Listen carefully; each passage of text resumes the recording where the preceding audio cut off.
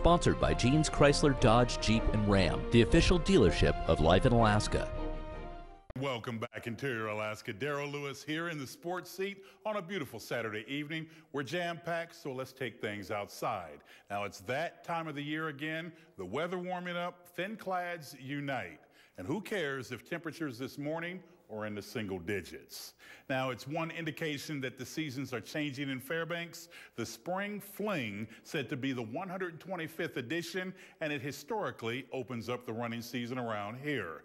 This 5K race got underway near the Patty Center up on the hill, my alma mater, the University of Alaska Fairbanks. And when all was said and done, first place overall, Nana cross country and ski performer Ross McDougall came through the chute first to represent the men and the women. Yeah, get used to hearing her name a lot. Just like last season, Annie Warden was the first female finisher. Warden says she's glad to be back in her element after a long winter. I actually had a really rough winter. I stopped running and kind of got down with the weather, but got talking to friends and people in the community in the past month, and they kind of inspired me to get up out here again, and now I get to race with them, and I remember why it's so much fun to run here.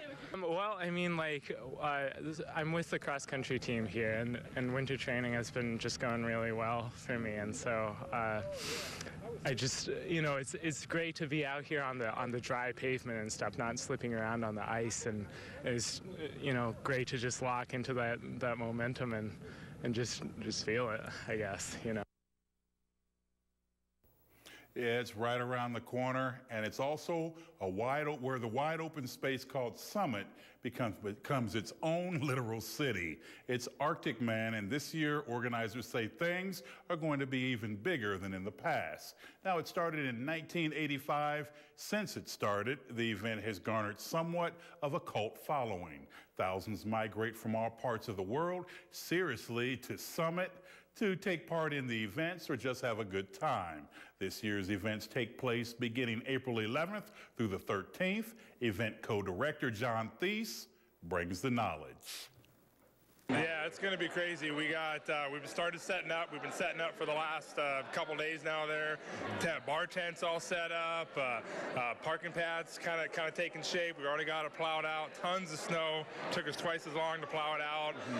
Spectators are going crazy. We have more parking this year than we've ever had before. Parking is almost slim to none. If you haven't got a spot yet, you better get online to arcticman.com and get down there. And it's going to be a great weekend. We got Travel Channel coming down to record, do a big show. So it'll be a good weekend. And finally, as we reported on Friday, one Fairbanks man is racking up the miles and not on his vehicle, kind of like me. Billy Koich has ridden his fat tire bike almost 2,000 miles this winter. This is my man. His mileage began at the start of the original Iditarod Trail, the Nick Roadhouse, February 21st, and made it to Nome by March 17th. He then followed the Iron Dog Trail from Nome to Fairbanks, leaving March 19th. Last night, he arrived in Fairbanks from Tanana.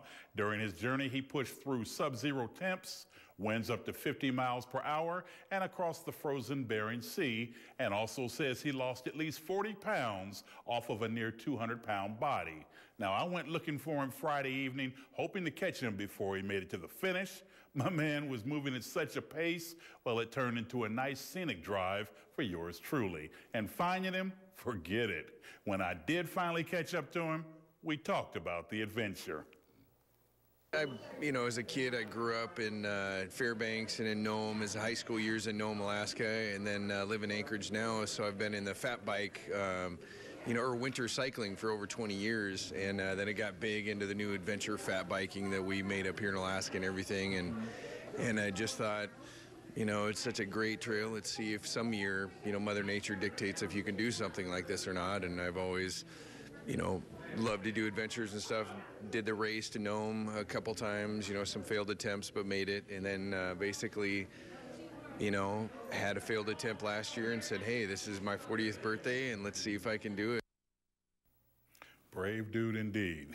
Much respect. Now, before I get out of here, big shouts go out to former West Valley High School girls baller Jasmine Yardy, moving on to Division II Post University in Connecticut. Yardy signed on Friday.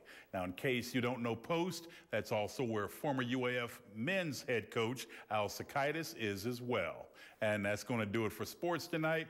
Thanks for rolling with me for a spell. For more KTVF sports, log on to Twitter, YouTube, webcenter11.com, and download our mobile app, whatever's your flavor. But for now, don't go anywhere because Holly's back with your weather. She's next, and we'll see ya.